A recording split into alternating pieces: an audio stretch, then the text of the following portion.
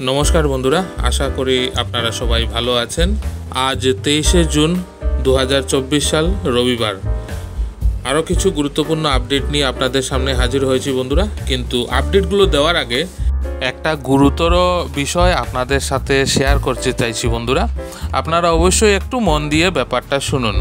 আপনারা জানেন যে গত 2-3 দিন থেকে বৃষ্টিপাতের পরিমাণ কম হওয়ার ফলে সৌভাগ্যবশত বরাক উপত্যকার 3 জেলাতেই বন্যা পরিস্থিতির অনেকটা উন্নতি হয়েছে, কিন্তু এখনও গ্রামাঞ্চলের নিচু এলাকার অনেকটাই জলমগ্ন রয়ে গেছে। চারিদিকে পানীয় জলের হাহাকার, নানা সমস্যায় কিন্তু জর্জরিত হয়ে রয়েছেন বানভাসী মানুষেরা।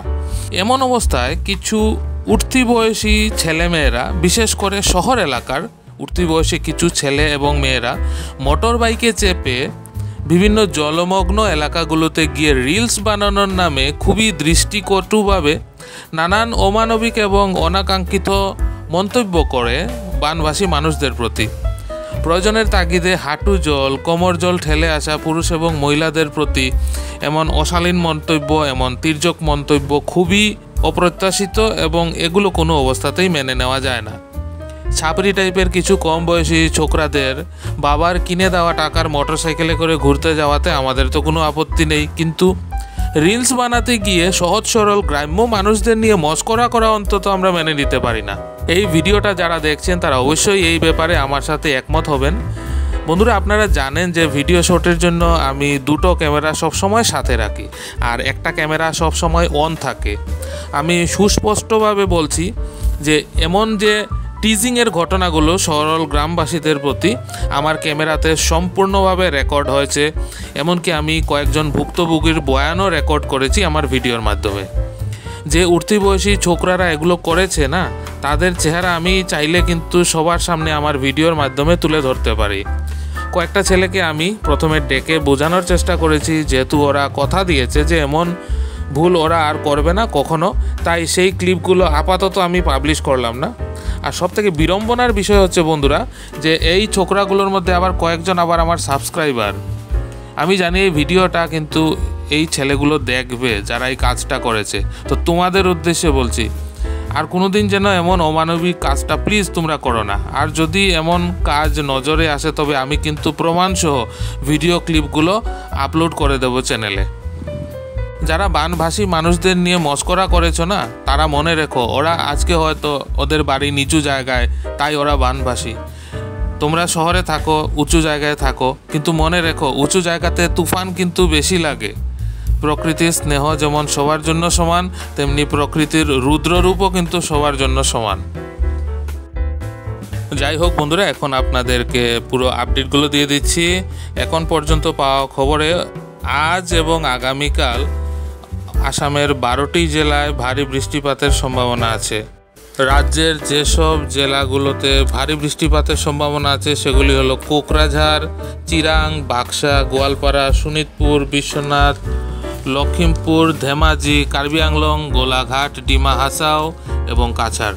এইসব অঞ্চলের জনগণকে সতর্কতামূলক ব্যবস্থা গ্রহণের পরামর্শ দিয়েছে আবহাওয়া দপ্তর। বন্ধুরা, আবহাওয়ার আপডেট সহ অন্য আপডেটগুলো সব সময় সবার আগে পেতে অবশ্যই চ্যানেলে চোখ রাখুন, এবং যারা নতুন দেখছেন তারা কিন্তু চ্যানেলটা সাবস্ক্রাইব করে রাখুন। বন্ধুরা, গত 24 ঘন্টায় সমগ্র বরাক উপত্যকার 3 জেলার বন্যা পরিস্থিতির অল্প কিছুটা উন্নতি হলেও বরাক নদীর জলস্তর বারবার ওঠানামা করায় কাছাড়ের সামগ্রিক বন্যা পরিস্থিতির গত 24 ঘন্টায় খুব একটা উন্নতি হয়নি। বরং গতকাল নতুন করে আরও 4টি গ্রাম বন্যার কবলে পড়েছে। সরকারি হিসেব অনুসারে শনিবার পর্যন্ত কাছাড়ে 40টি গ্রামের মধ্যে প্রায় 30,000-এর থেকেও বেশি লোক বন্যায় আক্রান্ত। তাছাড়া 6টি ত্রাণ শিবিরে 320 জনের মতো আশ্রয় নিয়েছেন।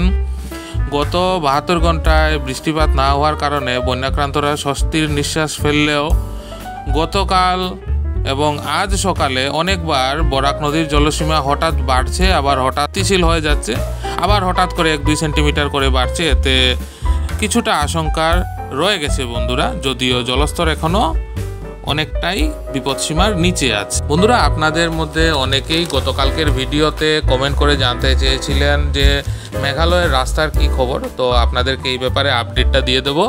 বন্ধুরা, শেষ খবর পাওয়া পর্যন্ত শিলচর শিলং রুটে যান চলাচল কিন্তু করছে, রাস্তা বন্ধ নয়, রাস্তা খোলা আছে। অনুরূপভাবে শিলচর হাফলং রোডেও গাড়ি ঘোড়া চলছে। তবে দুটো রাস্তাতেই অনিশ্চয়তা আছে, তবে অপেক্ষাকৃতভাবে শিলচর হাফলং রোডে অনিশ্চয়তাটা কিছুটা কম যে, কিন্তু শিলং রুটে আপনারা ছবিতে দেখতে পাচ্ছেন যেহেতু রাস্তার অবস্থাটা খুবই খারাপ, সেহেতু বৃষ্টি না হলেও বিশাল বিশাল গর্তের জন্য সাধারণভাবে যান চলাচলে অসুবিধা হচ্ছে।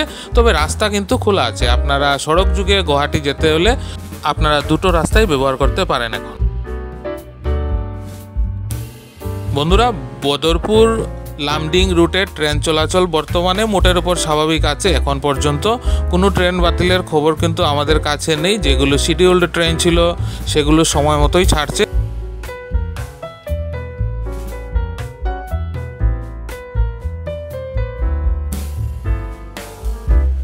তো বন্ধুরা, আজকের ভিডিওতে আপডেট এতটুকুই থাক। আশা করি আজকের আপডেটগুলো আপনাদের ভালো লাগবে।